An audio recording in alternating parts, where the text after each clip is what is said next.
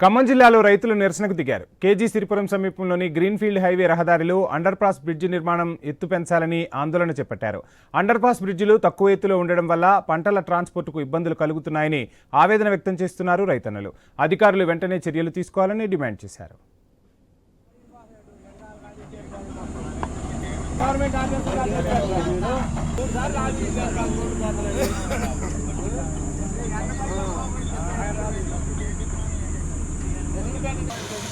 చేపించారు సార్. ఇప్పుడు తలకరు వచ్చింది, ఎరువులు తోలుకోవాలా, దుక్కులు దున్నుకోవాలా.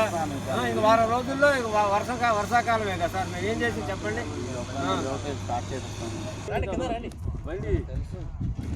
మొత్తం మట్టి మొత్తం పోయి మ్యాట్ వేస్తుంది. లెక్కేసుకోండి, మీకు తెలియదు ఏమో లేదు. మెయిన్ రోడ్ దాకా కూడా మళ్ళీ ఆ రోడ్డు కలిసిద్ది,